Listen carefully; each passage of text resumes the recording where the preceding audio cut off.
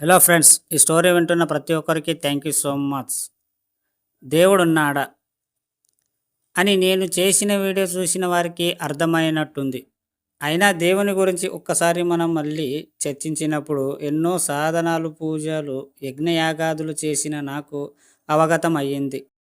ప్రతి దగ్గర మనం చేస్తున్నది ప్రకృతిలోని పంచభూతాలకు సంబంధించిన ప్రక్రియ లేదన్నది ప్రస్ఫుటం అవుతుంది. దేవుళ్ళు పూజలు అనేది మనల్ని మనం అర్థం చేసుకోవడానికి కొన్ని సంవత్సరాలు చేసే ఒక మహాయజ్ఞం మాత్రమే. ఇది జీవుని యొక్క ప్రాథమిక స్థాయి. గొప్ప గొప్ప వాళ్ళని తీసుకున్నప్పుడు ఇవన్నీ పక్కన పెట్టి తమలో తాము రమించడం అనేది నేను గమనించాను. అలా రమణించినప్పుడు మీలో ఆత్మ చైతన్య స్థితి మేలుకుంటుంది. అది కేవలం ధ్యానం ద్వారా ఆ స్థితిని పెంపొందించుకోవచ్చు. ఆత్మ చైతన్య స్థితిలో నువ్వెవరు అనేది బహిర్గతం అవుతుంది.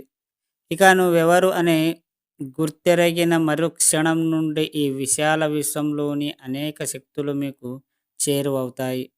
అంటే మీరే ఒక శక్తి దేవుడుగా మారండి జరుగుతుంది. ఇప్పుడు అర్థమయ్యిందా దేవుడెవరో, ఎక్కడుంటాడు అని? మీరే అనే సత్యాన్ని గుర్తిస్తూ ముందుకు సాగండి. నీలోని నిద్రణంగా ఉన్న ఆత్మని మేలుకోవడం ముందుగా అలవాటు చేసుకోండి. ఆత్మ కంటే మీలోని అంతర్లీనంగా ముడిపడిన భావాల్ని బయటికి తీయండి. వాటి గురించి ఆలోచించండి. వాటిలో మీ జీవితానికి పనికిరానివి అన్నీ వదిలేయడం నేర్చుకోండి. మీరు వదిలివేయడం నేర్చుకున్న క్షణం నుండి మీ శరీరం కొత్త వాటిని స్వీకరించడం మొదలవుతుంది. ఆ కొత్త వాటిలో వీలైనంత సంతోషం, డబ్బు, సంపదని మాత్రమే స్వీకరించినట్టుగా అలవాటు చేసుకోండి. ఎప్పుడైతే మీ అంతరంగంలో వాటిని స్వీకరించడం మొదలవుతుందో మీ ఇన్నర్ మైండ్ వాటికి అలవాటు పడి వాటిని ఆకర్షించడం మొదలవుతుంది. మీరు ఏదైనా ఒక వస్తువు కావచ్చు, ఒక మనీ కావచ్చు, ఏదైనా మీకు కావాలన్నప్పుడు మీరు పదే పదే మీరు ఆ మాట అనాల్సిందే. ఎందుకంటే ఆ మాట అన్నప్పుడు వల్ల మన మైండ్ అదే తీసుకుంది. మీరు గమనించినట్లయితే ఏదైనా ఒక మన మైండ్‌లో ఉండిపోవాలంటే ఒక్కసారి ఒకరికి 10 సార్లు మీరు ఆ మాట అంటేనే మైండ్‌లో ఉండిపోతది.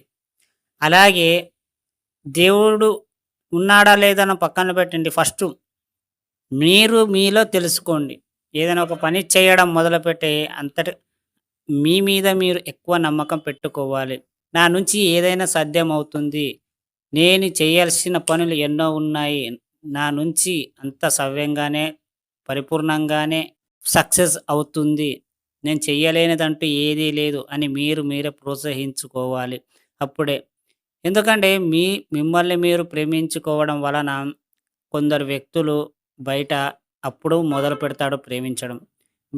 మిమ్మల్ని మీరు నెగెటివ్‌గా మార్చుకొని, మిమ్మల్ని మీరే బ్యాడ్ అనుకోని, అవతల వ్యక్తులకు బ్యాడ్ అయ్యేలా మీరు చేస్తున్నారు. అర్థమైందా ఫ్రెండ్స్? ఈ స్టోరీ విన్న ప్రతి ఒక్కరికి థ్యాంక్ యూ సో మచ్. అర్థం కాలేదంటే అది మీ ఇష్టం. థ్యాంక్ యూ సో మచ్ అందరికీ. విశ్వానికి కృతజ్ఞతలు.